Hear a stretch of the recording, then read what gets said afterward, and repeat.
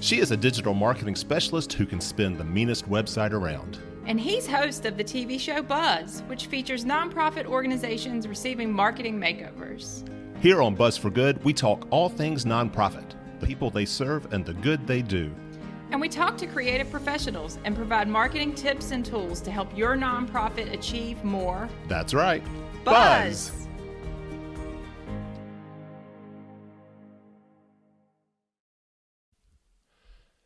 Well, greetings and welcome to Buzz for Good. Buzz for Good is a radio and TV show simulcast that we are presenting thanks to our partners at WFIR Radio and Blue Ridge PBS.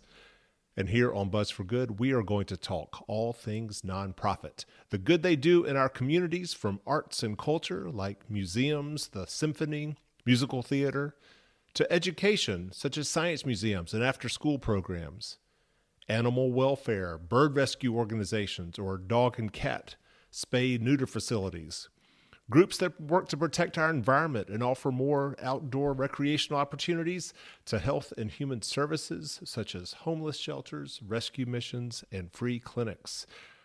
Nonprofits do so much to enhance the quality of life in our communities. So we are going to feature them here and also provide them with some marketing tips and tools to help these nonprofits attract more donors, volunteers, and clients to their cause so that they can do more and better for us all. I am Michael Hemphill, creator and host of the TV show Buzz that airs on Blue Ridge PBS. Each episode of Buzz features a nonprofit organization and the great work that it does in our communities. In the show, we invite in a team of marketing professionals who donate their time and talent to help these nonprofits achieve more buzz. And you can see all of our episodes by going to our website, buzzforgood.com. That's buzz, B-U-Z-Z, 4, good.com. And we are also on Facebook, LinkedIn, Instagram, YouTube, and Twitter at Buzz for Good. Now, the marketing professionals that we invite onto the TV show Buzz all are affiliated with the American Advertising Federation of Roanoke. And chief among those marketing pros is a person who brings a lot of buzz to our TV show, the president of AAF Roanoke, Carrie Cousins. Carrie, nonprofit marketing and websites. Tell us a little bit more about your background when it comes to websites. So I have always thrived in the space of helping a small business be better online. What I love to tell people about your website is your website should work for you. You shouldn't work for your website. And that's really should be the mantra for every nonprofit. Your website should help make your life easier. Your website should work for you. It should help show your mission, tell people what you do, and actually help them contribute to your organization, whether that's financially, through volunteerism, or just spreading the word about what you do. So one of the clients that we helped on Buzz back in season 1, which is available on the Buzz YouTube channel, was the Southwest Virginia Ballet. Not only season 1, but it was episode 1. It was the very first episode that we ever shot. And you can tell in some of the parts. But no, it's such a great experience. And so working with the ballet really emphasized those goals. We helped them create a website that works for them. They had a very old website, as many nonprofits do.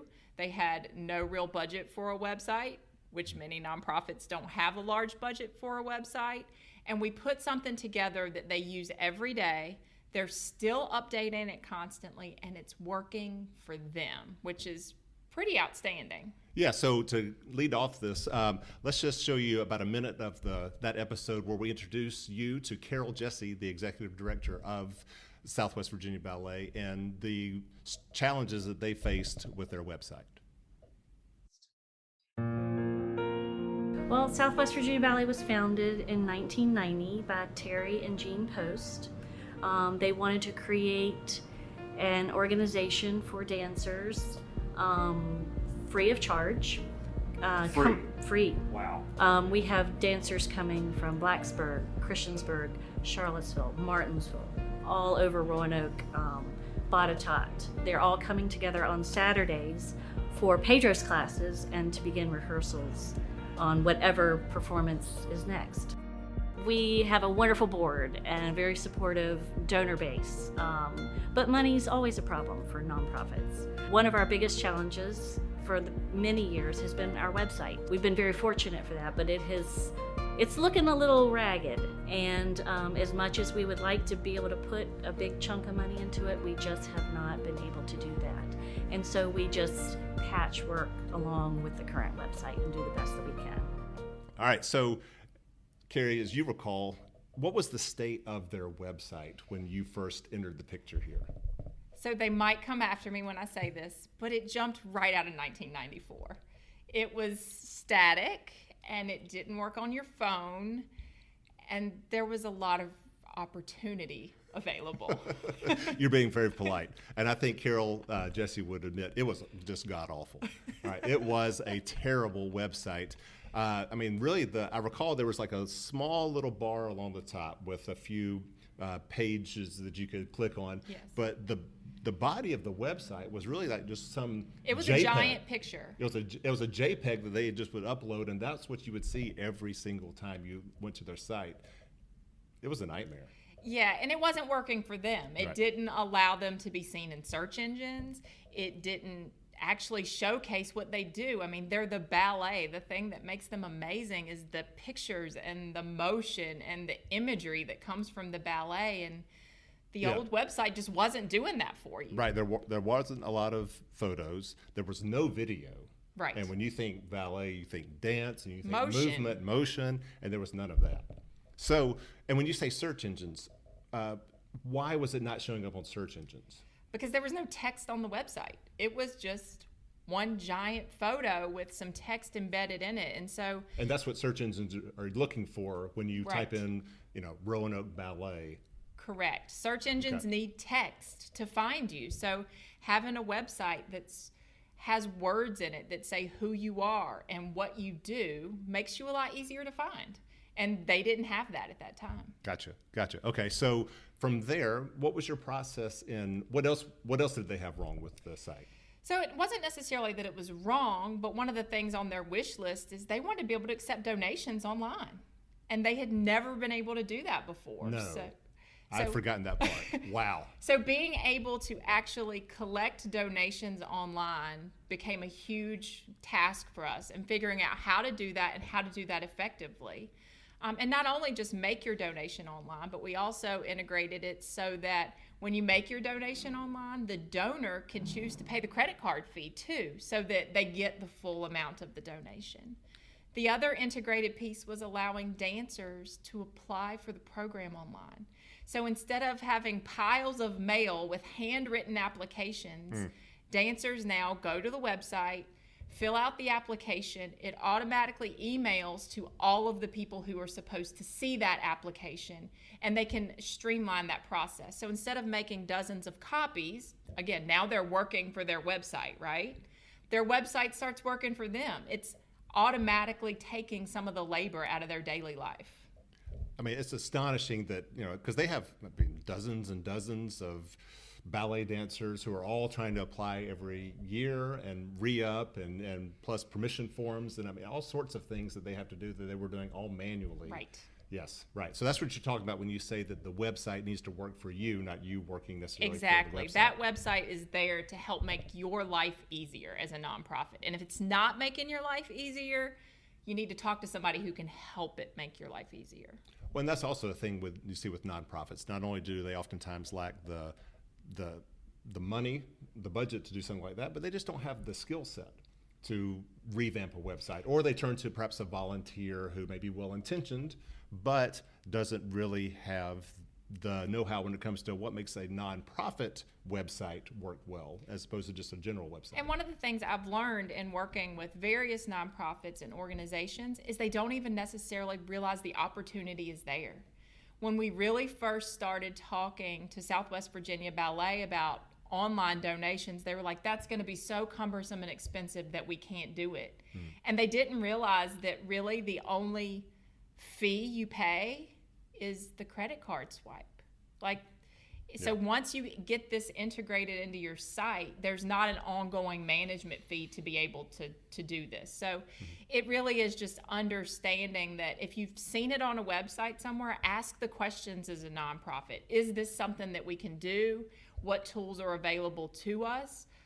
There are also a lot of free tools out there that you can apply for as a nonprofit to be able to do this stuff, and they don't charge you anything once you go through the application process. So sometimes it's just a little bit of time to get the tools to make your life easier.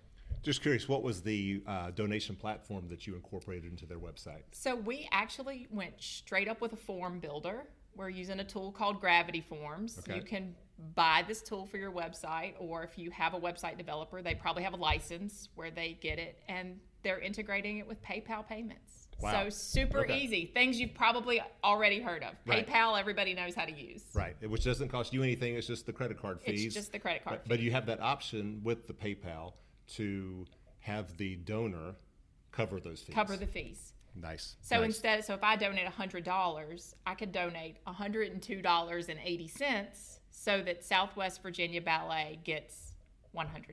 Nice. And the donor still receives the full charitable contribution. Correct. For the $102 And whatever cents. Okay, nice. So from there, so you identified your challenges with the website. Talk about what platform you typically like to use to build a new website. So I'm a huge fan of WordPress. There's a reason 40% of the websites in the world are running on WordPress. It's user-friendly, it's fairly flexible, and most people can manage it. Like, that's the other benefit, right? Is I wanted to put them on a platform so if they come back later and say, hey, we want to put things on the blog by ourselves, with about an hour of training, they can do it. Done. And it feels comfortable, and it feels like things you've seen before. So you don't have to know website development to be able to do simple stuff on your website. There are other platforms out there. That's the way I like to do it because of that user friendliness. Mm-hmm. You mentioned blog piece. Mm-hmm. Why is that important to have it with a website? So it goes back to that little bit we were talking about with search engines, right? The more content you have on the website, the more frequently you update your website and you keep it fresh, the more opportunity you have to get on top of search engines, to rank for things that are important Gotcha. to you. And your blog is an easy opportunity for that, right? It's easy to put new content on your blog. And you don't have to blog every day. I think that's one thing. People get really scared with a blog. They feel like, I got to put up something every single day. Get on your own schedule. For some nonprofits, that's once a week. For some, that's once a month. For some, it's not even that frequently. But any type of updating you can do, that's a great opportunity to do that. And the search engines, but they're looking for that update to happen. Yes, they're looking for new content all the time. And the organizations with more content or more updated content rank higher on the search engines. Correct. Gotcha. Yes. Gotcha. And you want to be top of mind. You do. You want to be top of mind. So I might not know the name Southwest Virginia Ballet, right? But I know ballet in Roanoke. Mm-hmm. So the more times that the Southwest Virginia Ballet talks about ballet in Roanoke on their website and in their content marketing, the more likely they will rank higher in search engines for those keywords. Gotcha. Okay. So again, you've identified the problems. You chose WordPress as your platform. Then what with this website? Then it really came down to talking to the folks at the ballet and really understanding what they saw in themselves. Because your website works for you better if it is an extension of who you are.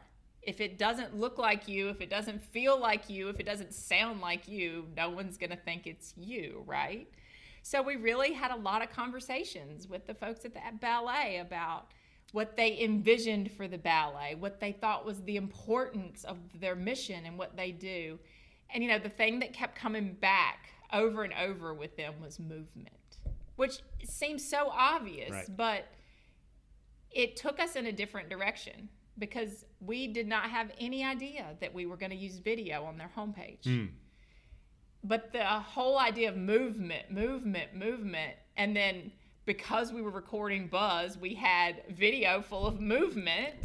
We were able to take some of that video and turn it into this beautiful homepage that showed the ballet. You know, Right. one of the things we say so often in content marketing and design is show, don't tell. Right. And we were able to take a website that was telling and turned it into something that was showing. And it felt pretty amazing. Well, it was pretty amazing. And we'll get to some of those reactions that Southwest Virginia Ballet's folks had, because I want to show part of that episode where we revealed the website to them. It was pretty dramatic. But what else besides video did you incorporate, well, and a donation platform, did you incorporate into the website? We made sure that all of their events were front and center. So one of the things the Southwest Virginia Ballet is most known for is their production of the Nutcracker. Right. On their old website, the Nutcracker only happened to appear once a year. Now the Nutcracker is front and center all the time. There are pages for the Nutcracker. There's multiple content pieces for the Nutcracker. We were able to put in the list of all their donors and sponsors to help push their organization out to other people. So not only can they collect donations, but they can also show gratitude to those who've donated on the website. So we went from a website that really had a bare minimum of content to a wealth of information that the ballet already had, and now they're able to share it. You also did one other thing with the organization, and that was a rebrand, a new logo, and we're going to cover that in another episode, right? But when you take a look at their website, you will see this awesome logo. That's going to be a conversation that we'll save for another time.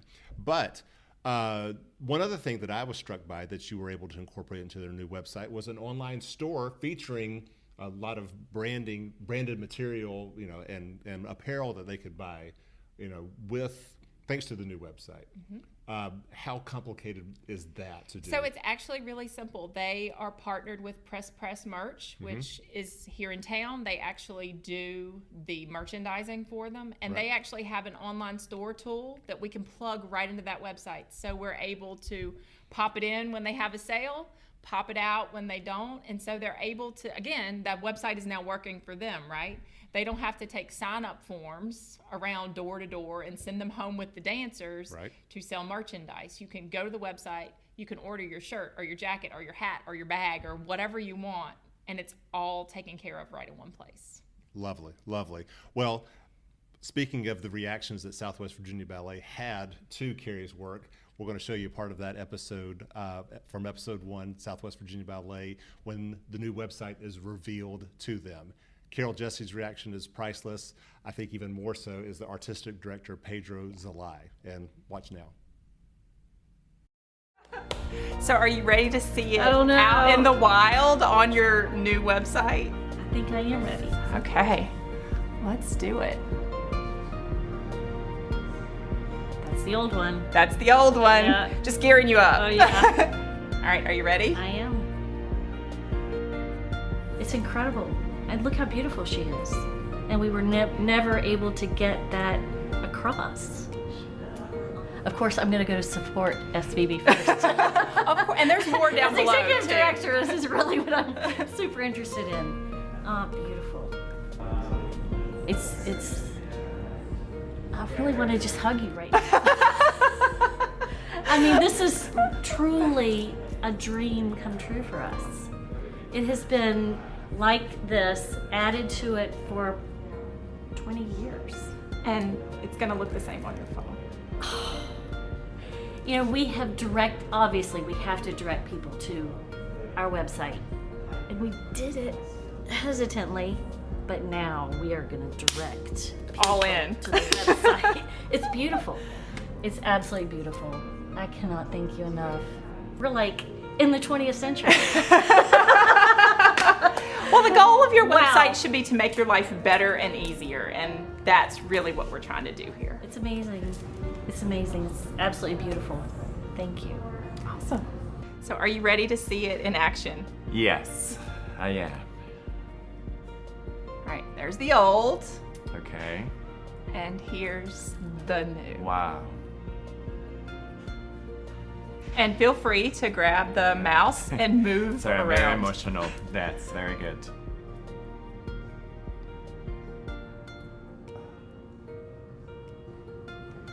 After all these years,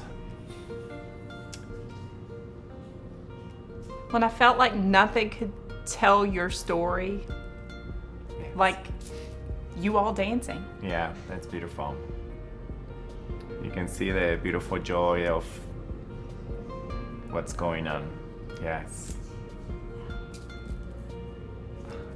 Sorry. No, that's totally okay. As long as it's tears of joy, Yes, then you're it's not like, torture oh joy. no. No, it's joy. Yes. It's a lot of emotional, especially in these times, with what we're passing through and, personal things and stuff like that. It's very emotional. Yes. Thank you. You're very from my heart. welcome. Thank You're you. very welcome. Thank you.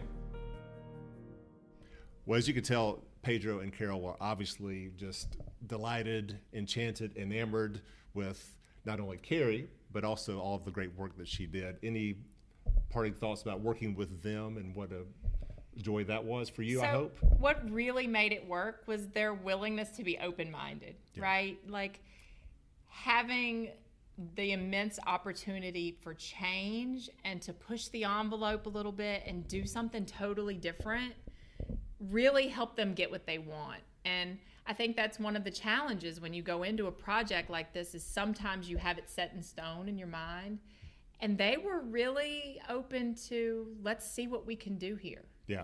And having a lot of that give and take on understanding, if you understand your pain points as a nonprofit, the person working with you, it makes it so much easier for them to help create a solution to those pain points. Right. And so it's not always an easy conversation. When we started out, they didn't know what they didn't know. Mm-hmm. And we helped each other figure out what would be an ideal solution for them. And that's, just seeing the end and when they liked it and it worked for them, that's pretty spectacular. It was spectacular. And I'm struck by, nonprofits, they do such an awesome job fulfilling their mission, mm-hmm. right? Carol and Pedro obviously love ballet and they can teach that. Carol, she loves, the administrative side of things, but when it comes to marketing, when it comes to websites, like you just said, they don't know what they don't know. But oftentimes, I think nonprofit leaders even feel self-conscious and it's okay to ask for help. Right, exactly. It's 100% okay to ask for help. And I would want you to ask for help, right? There's no way I'm ever going to teach anybody to dance. But I can help somebody who can teach someone to dance to better market themselves. And I obviously can't dance. We have that clip too. We're not going to show that clip, but if you're interested in seeing my ballet lesson, well, it's on YouTube. It's on YouTube. Okay. Keep your ribcage, ribcage. Chest up, rooster chest. Rooster chest, okay. And keep your low cheeks tight. Low cheeks are tight. And I think my calves are already cramping. Okay, good. Go ahead. Now we go demi. Demi. Demi is meant to bend. Okay. And straight. Very good. Okay. Now keeping the weight in the ball of your feet. Okay. And go plie. Ah. Very good. And careful, don't stick your butt out because we'll go marshmallows. And we go demi. Marshmallows? Yes. Okay. This is comfortable. Demi. This is comfortable? Yes. Okay. And this is like advanced level stuff, right? No, this is basic. Cross your feet all the way to the big toe. And the little toes go all the way to your heel. No, they don't. Okay, yes they are. Flex your feet, keep your back straight, right angle. Okay. It's going to be pain tomorrow. He's going to, my ear is going to be burning tomorrow. And speaking of Buzz for Good, one last time I invite all listeners and viewers to reach out to us through our website, buzzforgood.com. That's buzz4good.com, and our social media at buzzforgood. And let us know what you think of our show, the topics you would like for us to cover, or any questions you may have. And we will pick those up on subsequent episodes. And with that, Carrie, thank you so much for being my guinea pig once again and joining me on this new Buzz initiative. Thank you for putting all this together. Well, it is a delight, and we will look forward to seeing you back next time on Buzz for Good.